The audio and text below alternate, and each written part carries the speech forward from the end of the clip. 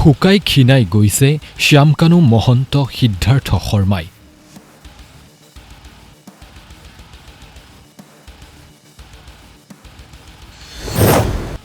ভালদৰে শুবও পৰা নাই।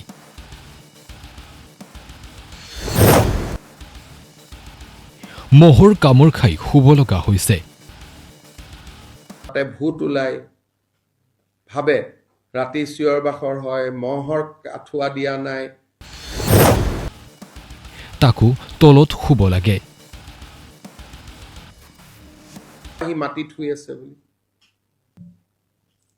আজি 3 মাহ যে সিদ্ধাৰ্থ শৰ্মাৰ শ্যামকানু শৰ্মা মাটিত শুই আছে, যিবিলাকে ৰিজৰ্টত পঠোৱা বুলি লিখিছিল, আজিলৈকেতো কোৱা নাই যে আমাৰ ভুল হৈছিলে। মাজে মাজে জেলত ভূত ওলায়।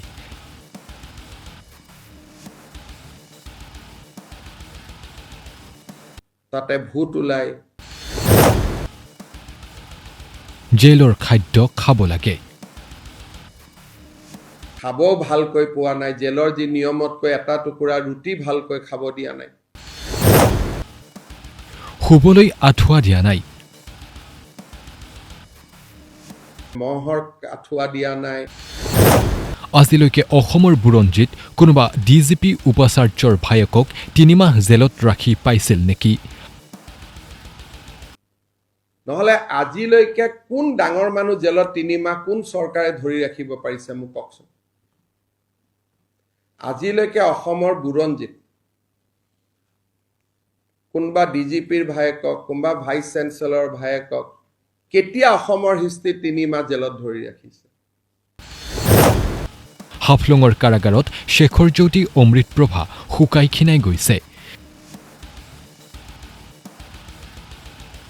কেনেকে আছে বোলে ছাৰ এনেকুৱা হৈ গৈছে। শ্যামকানু সিদ্ধাৰ্থ কেনেকৈ আছে জেলত, ক'লে মুখ্যমন্ত্ৰীয়ে।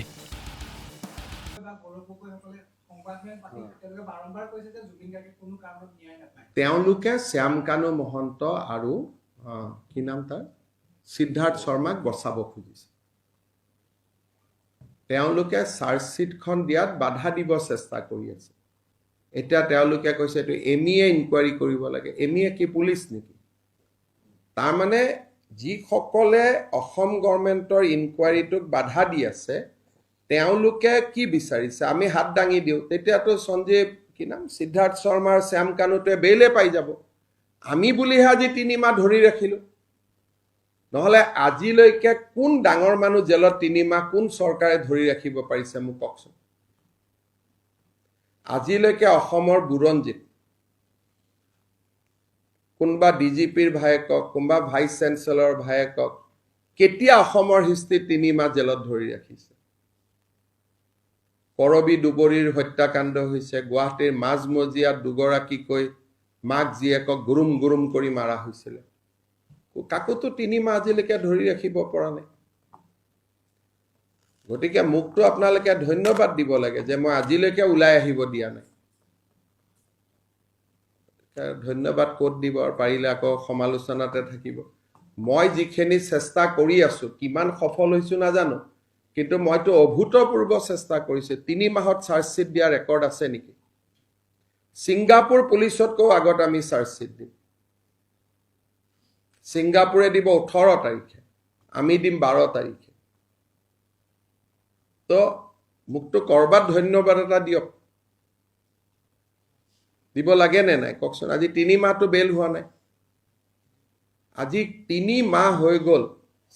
আগতে মোক কি কোৱা হৈছিল যে তেওঁলোকৰ লগত ভাল, এতিয়া কোনে ওলালে? বাৰে বাৰে ইনকুৱাৰীটো বেয়া বেয়া বেয়া বুলি কোনে কৈ আছে? যিসকলে সিদ্ধাৰ্থ আৰু শ্যামকানুক দোষী সাব্যস্ত হোৱাটো নিবিচাৰে। প্ৰথমতে কি কৈছিল? ভাল জেলত লৈ গ'ল, অতিথিশালাত লৈ গ'ল। এতিয়া আপোনালোকেতো এদিন হলেও লিখিব লাগে যে 3 মাহ মাটিত শুই আছে বুলি।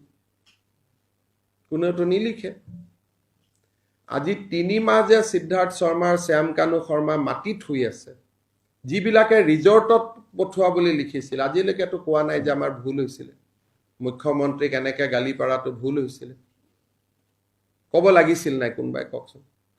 তাতে ভূত ওলাই ভাবে ৰাতি চিঞৰ বাখৰ হয়, মহৰ আঁঠুৱা দিয়া নাই, মোবাইল ফোন দিয়া নাই, খাবও ভালকৈ পোৱা নাই, জেলৰ যি নিয়মতকৈ এটা টুকুৰা ৰুটি ভালকৈ খাব দিয়া নাই।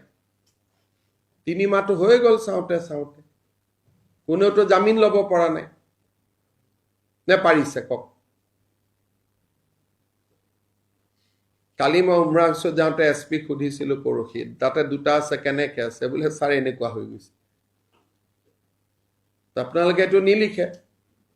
যোৱাৰ দিনাখন কোনে হুলস্থুল কৰিছিল বাহিৰত, সেইটোতো গোটেই ৰাতি ধাৰাভাষ্য দিছিল, এতিয়া কোনেও নিলিখে। গতিকে আপোনালোকে অলপ মোৰ ফালেও চাব যে মই কাবাৰ নিয়ম মতে হয়তো মই কৰিব পৰা নাই, কিন্তু মই যিখিনি কৰিছোঁ আগতেওতো কোনেও কৰিব পৰা নাছিল। কিমান ডাঙৰ ডাঙৰ ক্ৰাইম অসমত হৈ গৈছে, তেনেকে কাবাক ডাঙৰ মানুহৰ ঘৰৰ ল'ৰা আজিলৈকে 3 মাহ আছে নেকি জেলত? কিবা নহয় কিবা কৰিতো ওলাই আহে। মইতো ধৰি ৰাখিছোঁ, আমাৰ গভৰ্ণমেণ্টে ৰাকেশ পালক ধৰি ৰাখিলে, আৰু আমি এতিয়া শ্যাম কানু সিদ্ধাৰ্থক ধৰি ৰাখিলোঁ। কংগ্ৰেছৰ দিনত কাক ধৰি ৰাখিছিল কওক আজিলৈকে? তেতিয়া ক্ৰাইম হোৱা নাছিল। সেইকাৰণে আপোনালোকে চাব যে অসমৰ মানুহে আমাক কিয় ভাল পায়।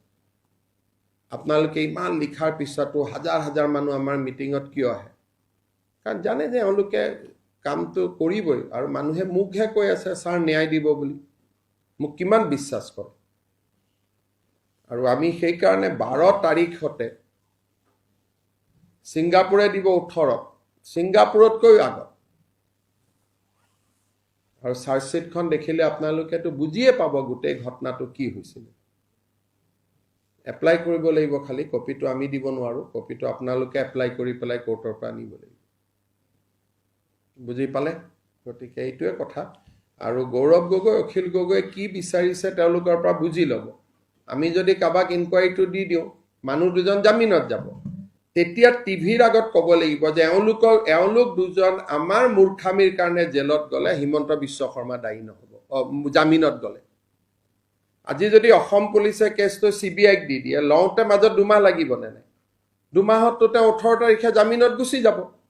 সিদিনাখন যাতে মোক লিখি দিব লাগিব টিভিত, CBIক দিব লাগিলে মই CBIক দিম 24 ঘণ্টাত, MEক দিব লাগিলে MEক দি দিম 24 ঘণ্টাত।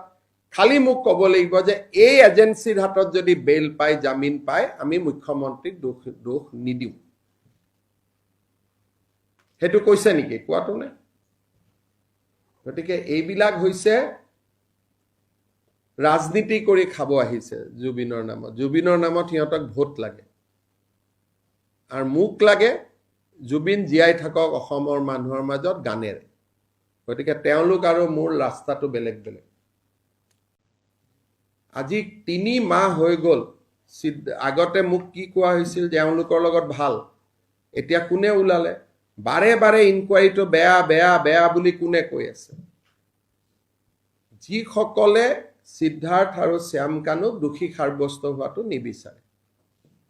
প্ৰথমতে কি কৈছিল? ভাল জেলত লৈ গ'ল, অতিথিশালাত লৈ গ'ল। এতিয়া আপোনালোকেতো এদিন হ'লেও লিখিব লাগে যে 3 মাহ মাটিত শুই আছে বুলি। কোনেওতো নিলিখে। আজি 3 মাহ যে সিদ্ধাৰ্থ শৰ্মা আৰু শ্যাম কানু শৰ্মা মাটিত শুই আছে, যিবিলাকে ৰিজৰ্টত পঠোৱা বুলি লিখিছিল, আজিলৈকেতো কোৱা নাই যে আমাৰ ভুল হৈছিলে, মুখ্যমন্ত্ৰীক এনেকে গালি পাৰাটো ভুল হৈছিলে। ক'ব লাগিছিল নাই কোনোবাই কওকচোন? তাতে ভূত ওলাই, ভাবে ৰাতি চিঞৰ বাখৰ হয়, মহৰ আঁঠুৱা দিয়া নাই, মোবাইল ফোন দিয়া নাই, খাবও ভালকৈ পোৱা নাই, জেলৰ যি নিয়মতকৈ এটা টুকুৰা ৰুটি ভালকৈ খাব দিয়া নাই। 3 মাহটো হৈ গ'ল চাওঁতে চাওঁতে, কোনেওতো জামিন ল'ব পৰা নাই নে পাৰিছে কওক? কালি মই উমৰাংচু যাওঁতে SP সুধিছিলোঁ পৰহি, তাতে 2টা আছে, কেনেকৈ আছে? বোলে ছাৰ এনেকুৱা হৈ গৈছে।